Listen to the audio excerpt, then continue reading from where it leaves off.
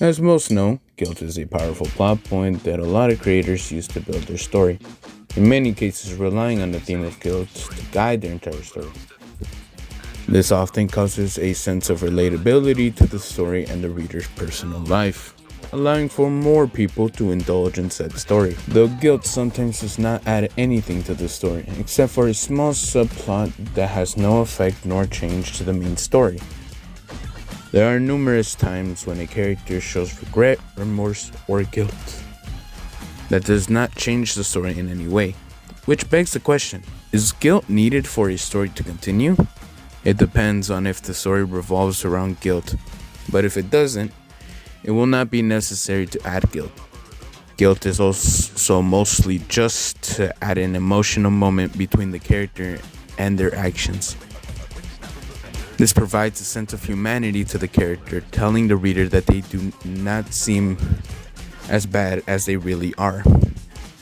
To begin, it's obvious that in almost every book, guilt is at least present once or twice. That being said, not many times is it used to change the outcome of a book or action.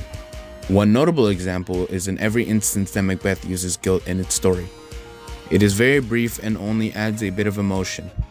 The sense of guilt does not actively change the story. Instead, it develops the character. In one instance of Macbeth, it states, "Will all great Neptune's ocean wash this blood clean from my hand?" Even though Macbeth feels guilt in this scene, that isn't to say that he didn't already commit the murder. Therefore, even if he did or did not feel guilt or remorse, he would have killed King Duncan anyway. This is further proven when he realizes that his actions have gone too far to the point that he cannot possibly go back to the life that he originally has or the morality that he had. This is shown after Macbeth orders the murder that kills Banquo. "I am in blood stepped in so far that should I wait no more return were as tedious as go were." This is the point in which Macbeth realizes that he is no longer the person he once knew, and that he cannot come back from it. This proves the point that Macbeth would have killed Banquo even if he felt guilt. He also accepts his fate as this murderer, completely invalidating his guilt. With or without guilt, he would have completely went off the rails and become this ruthless killer that later orders that Macduff be killed, including his wife and child. This was stated in Acts 4, Scene 1. "The castle of Macduff I will surprise, seize upon Fife, and give the Edgeo's sword, his wife, his babes, and all unfortunate souls that trace his line."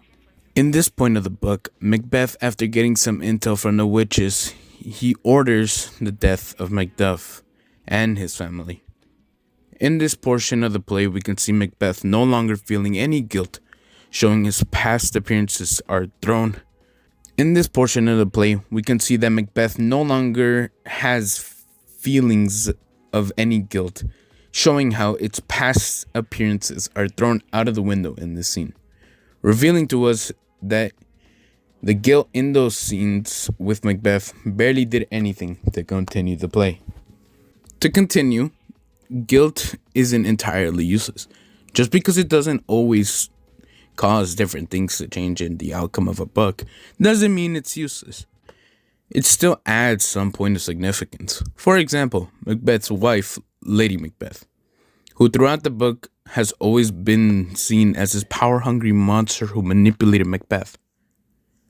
Despite this, she was eventually hit with a wave of realization when she was haunted by the blood of Duncan. This is said in Act 5, Scene 1. "Out, damned spot! Out, I say!" In this piece of dialogue, she is sleepwalking, but is haunted by the reminder of her planned murder against Duncan. She points out a spot on her, where King Duncan's blood originally was, but it is in her head, showing us her guilt over the assassination. Unconsciously being guilty of her crime that drives her mad.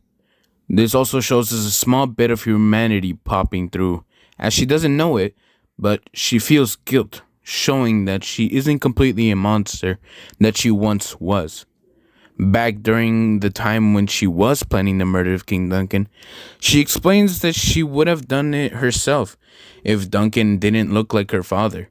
This is stated in Act 2, Scene 2.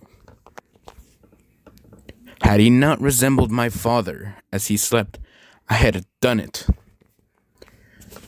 This is the moment when she was waiting for Macbeth to finish killing King Duncan.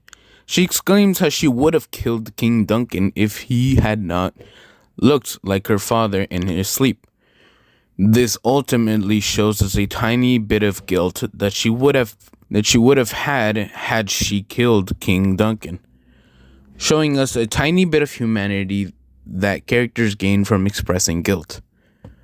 One last thing that needs to be addressed is a poem by Cristina Rossetti. In it follows Cristina Rossetti herself, where she feels that she is unworthy to God, in said poem called Out of the Deep. It can be read that she has many worries. All faithful thou, Lord, I not thou forsook myself. I, traitor, slunk back from the goal. Lord, I repent. Help thou my helpless loss. In this small piece, in the end, she speaks to God about how she rejected him when he had faith that she would be in his favor. This guilt, sadness, and hatred she feels is evident as she calls herself a traitor to the Lord. Even in the end, she says how she finally put her hand out for God, but believes it's not enough. This small portion shows absolute guilt and hatred that she has for defying God, believing that he might not forgive her. This is a true example of how guilt can make someone seem very human, as it's an emotion that many can relate to. In conclusion, it is safe to say that guilt, although a powerful tool for story writing, doesn't bring much to the table when it brings to changing the course of the story. Although it does allow for a huge moment of character development and sense of humanity in a character or person when they express at least a small bit of guilt. Instead, it is more needed to allow the reader/consumer of any sort of media to connect and have a deeper understanding of a character or person in a story. That being said, others may have opinions on this same topic, but for now, this statement stands as a point of discussion for others. Quick outro.